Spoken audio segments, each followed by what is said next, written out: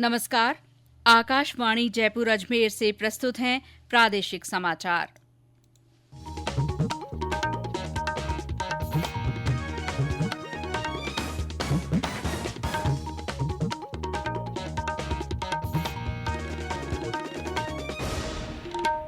मुख्य समाचार।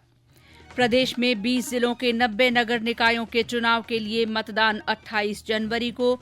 आदर्श आचार संहिता लागू। राज्य में अब तक 18 जिलों में बर्ड फ्लू से पक्षियों की मृत्यु के मामले सामने आए।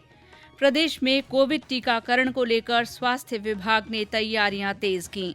प्रधानमंत्री नरेंद्र मोदी ने एक राष्ट्र एक गैस ग्रिड कार्यक्रम के जरिए देश को स्वच्छ ऊर्जा उपलब्ध कराने का आश्वासन दिया। और प्रदेश में मौसम में बदलाव के चलते कई जगह बारिश और ओलावृष्टि हुई। मौसम विभाग ने पश्चिमी विक्षोभ का असर आगामी 2 दिन जारी रहने की संभावना जताई।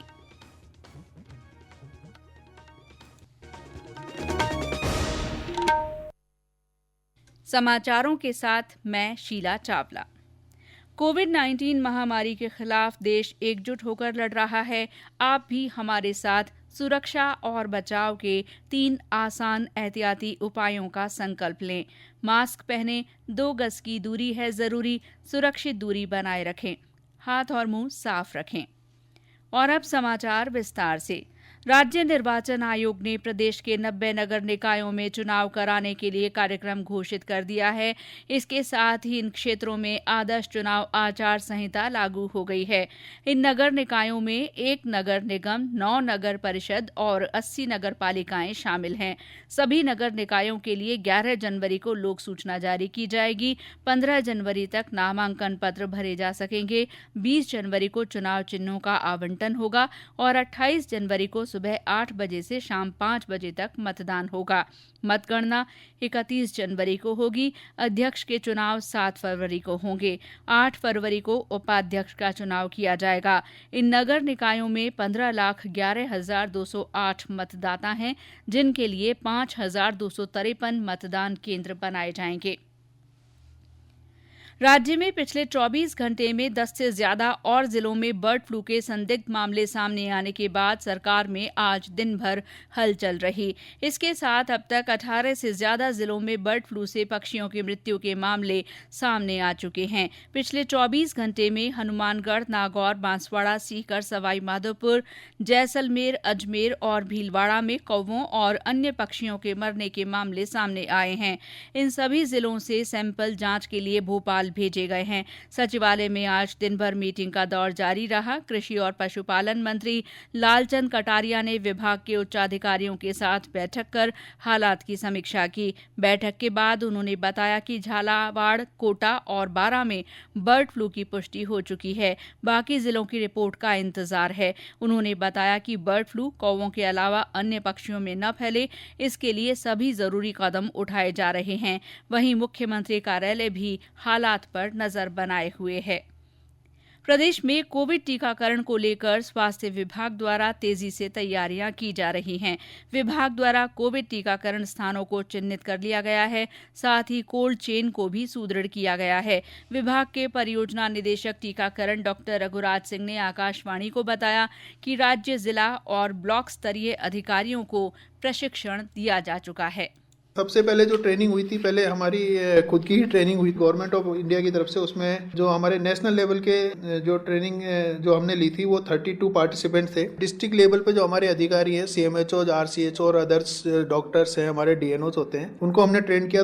डिस्ट्रिक्ट ऑथोरिटीज ने जब हमारे ब्लॉक पर जो डॉक्टर्स होते हैं, BCMO होते हैं और एक BPM यूनिट होती है, उसके कर्मचारी को ट्रेनिंग दी, तो उसमें हमारे 6,896 लोगों को ट्रेन किया था। ये सभी ट्रेनिंग हमने कंप्लीट करवा ली है। उसके पश्चात हमने जो ट्रेनिंग ये कंप्लीट करवाई थी वो 29 और 30 तारीख को करवाई थी, जिसमें कि हमारे MLAs, MPs, पूरे राजस्थान के नगर पालिका अध्यक्ष, प्रधान। उसके बाद में हमने ANMs और आशा को ट्रेनिंग दी। वो ट्रेनिंग भी हमारी अभी कंटिन्यू चल रही है। के पश्चात आंगनवाड़ी जो वर्कर्स हैं उनको भी ट्रेनिंग दी थी, एक CDPOs को भी ट्रेनिंग दी थी।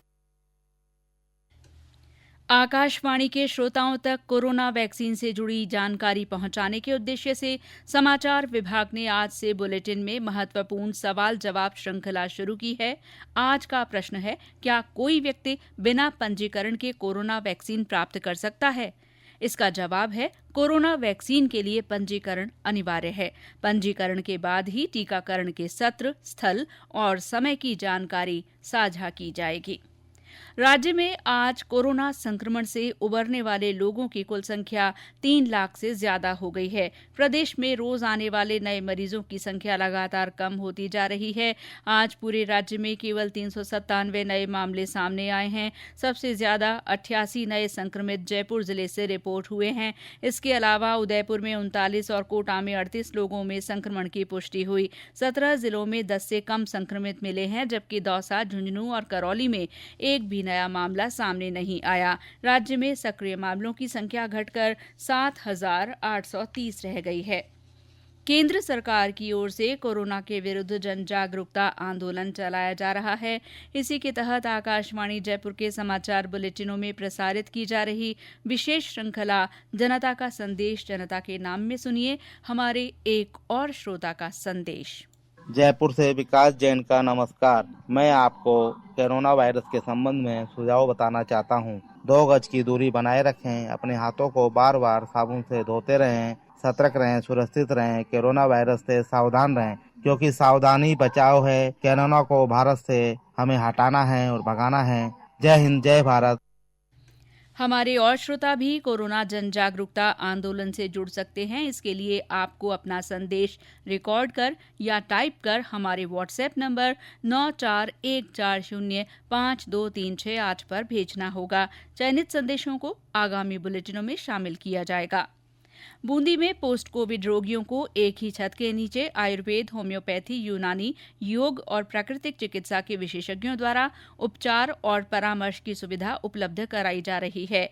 21 दिसंबर से शुरू हुए इस केंद्र में अब तक 160 रोगी लाभान्वित हो चुके हैं। ये समाचार आकाशवाणी जयपुर अजमेर से प्रसारित किए जा रहे हैं। समाचारों में आगे हैं मौसम और टॉय कथॉन के समाचार, लेकिन पहले ये संदेश।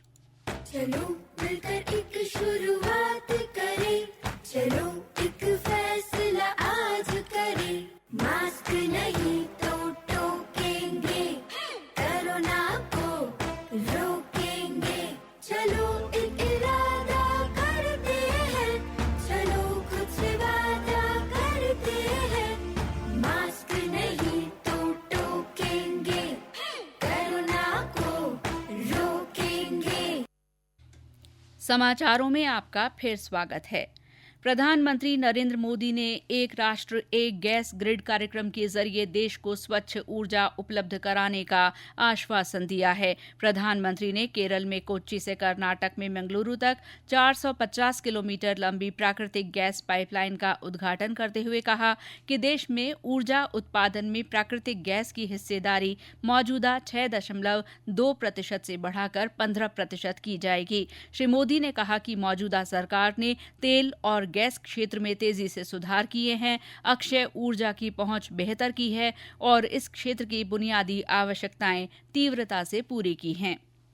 केंद्रीय शिक्षा मंत्री रमेश पोखरियाल निशंक और कपड़ा तथा महिला और बाल विकास मंत्री स्मृति ईरानी ने आज नई दिल्ली में वर्चुअल टॉय हैकेथॉन टॉय कथॉन 2021 का शुभारंभ किया। टॉय कथॉन का उद्देश्य देश में ऐसे खिलौनों के निर्माण को प्रोत्साहित करना है जो भारतीय मूल्यों पर आधारित हों और बच्चों में सकारात्मक व्यवहार विकसित कर सकें। शिक्षा मंत्री ने मीडिया से बातचीत में कहा कि ये आत्मनिर्भर भारत अभियान की दिशा में एक ऐतिहासिक कदम होगा। उन्होंने कहा कि इस तरह के खिलौने बच्चों में भारतीय ज्ञान, संस्कृति और विज्ञान को प्रोत्साहित करने में बड़ी भूमिका निभाएंगे। हम अपने खिलौने के माध्यम से कैसे करके अपनी हमारी जो संस्कृति जिस पर ये देश विश्व गुरु रहा है, ज्ञान, विज्ञान, अनुसंधान सभी चीज में हमने पूरी दुनिया को लीडरशिप दी है, तो वो पूरी दुनिया को लीडरशिप बच्चों को खिलौने के, स्वदेशी खिलौने के माध्यम से कैसे करके हम लोग कर सकते हैं, इसलिए ये टॉय हैकाथॉन आज आयोजित किया जा रहा है। श्रीमती ईरानी ने इस पहल की सराहना करते हुए कहा कि ये पहली बार होगा जब स्कूली बच्चे अभिनव सोच के साथ नई तरह के खिलौने डिजाइन करेंगे। टॉयकथॉन में जो नए डिजाइन के खिलौने बनाने में सामग्री इस्तेमाल की जाएगी वो किफायती होने के साथ ही पर्यावरण की दृष्टि से अनुकूल और सुरक्षित होगी। टॉयकथॉन का आयोजन 23 से 25 फरवरी तक किया जाएगा और इस प्रतियोगिता की 2 श्रेणियां होंगी। और अब मौसम। प्रदेश में आज भी मौसम में बदलाव के चलते कई जगह बारिश और ओलावृष्टि हुई है। बीकानेर के श्रीडूंगरगढ़ में आज बारिश हुई। जिले के खाजूवाला में कल रात बारिश के दौरान बिजली गिरने से एक व्यक्ति की मृत्यु हो गई। झुंझुनू में सुबह तक बारिश का दौर जारी रहा। जयपुर में बारिश होने के बाद दिन भर बादल छाए रहे। चूरू में भी आज ओले गिरे। हमारे संवाददाता ने बताया कि ओलावृष्टि के बाद किसानों को फसलों की चिंता सताने लगी है। चूरू में आज रात से ही रुक रुक कर बारिश हो रही है। आस पड़ोस के गांवों में अच्छी बारिश हुई है। दिन भर आसमान में बादल छाए रहे। दोपहर बाद यहां चने के आकार के ओले गिरे। इसको लेकर किसान चिंतित नजर आए। किसानों का कहना है कि इस ओलावृष्टि से खेतों में लहरा रही गेहूं व चने की फसल को काफी नुकसान होने की संभावना है। आज हुई ओलावृष्टि व शीतलहर से ठंड में काफी बढ़ोतरी हुई है, जिसको लेकर आम जनजीवन पूरी तरह से प्रभावित हो गया है। खुले में बसेरा करने वाले लोगों को आज काफी समस्या का सामना करना पड़ा, जिनको रेन बसेरों में जाकर शरण लेनी पड़ी। सरवण शर्मा, आकाशवाणी समाचार, चूरू। इस बीच मौसम विभाग ने पश्चिमी विक्षोभ का असर आगामी 2 दिन जारी रहने की संभावना जताई है। विभाग के निदेशक राधेश्याम शर्मा ने आकाशवाणी से बातचीत में बताया कि आज भी राज्य में कुछ स्थानों पर बारिश होने और ओले गिरने की संभावना है। पश्चिमी विक्षोभ आज भी राजस्थान के उत्तरी भागों में सक्रिय है। पंजाब और हरियाणा से लगने वाले जिलों में आज भी मेघ गर्जन के साथ बारिश और ओलावृष्टि होने की संभावना अभी भी बनी हुई है। हालांकि 6 जनवरी से राजस्थान में बारिश की गतिविधियों में कमी होगी। एक बार फिर से नॉर्दर्ली यानी उत्तरी हवाओं का प्रभाव शुरू होगा और तापमान में एक बार फिर से देखेंगे राजस्थान में 2 से 4 डिग्री सेल्सियस की गिरावट दर्ज होगी। इसके अलावा 7-8 जनवरी को एक बार फिर से पूर्वी राजस्थान में आसमान में बादल छाए रहेंगे। हालांकि बहुत व्यापक स्तर पर बारिश की संभावना नहीं है, लेकिन कोटा और भरतपुर संभाग में छिटपुट बारिश 7-8 जनवरी को भी हो सकती है। इसके अलावा आगामी 4-5 दिन राजस्थान के ज्यादातर हिस्सों में dense to very dense fog यानी कोहरा होने की भी संभावना बनी हुई है। राज्य सरकार ने आज 183 आरएएस अधिकारियों के तबादले कर दिए। कार्मिक विभाग ने आज इस संबंध में आदेश जारी किए। इससे पहले कल रात राज्य सरकार ने 21 आईएएस, 56 आईपीएस और 28 आईएफएस अधिकारियों के तबादले तथा पदस्थापन किया था।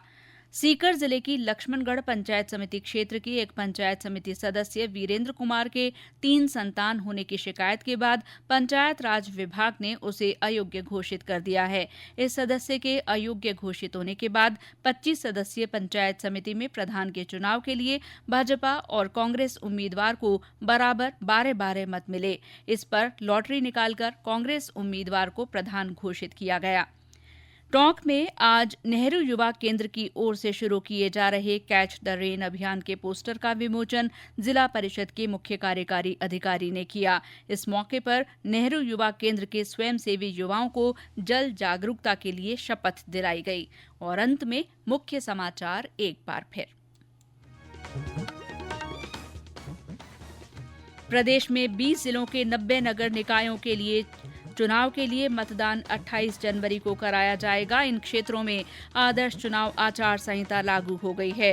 राज्य में अब तक 18 जिलों में बर्ड फ्लू से पक्षियों की मृत्यु के मामले सामने आए हैं। प्रदेश में कोविड टीकाकरण को लेकर स्वास्थ्य विभाग ने तैयारियां तेज कर दी हैं। प्रधानमंत्री नरेंद्र मोदी ने एक राष्ट्र एक गैस ग्रिड कार्यक्रम के जरिए देश को स्वच्छ ऊर्जा उपलब्ध कराने का आश्वासन दिया है। और प्रदेश में मौसम में बदलाव के चलते कई जगह बारिश होने और ओले गिरने के समाचार हैं। मौसम विभाग ने पश्चिमी विक्षोभ का असर आगामी 2 दिन जारी रहने की संभावना जताई है।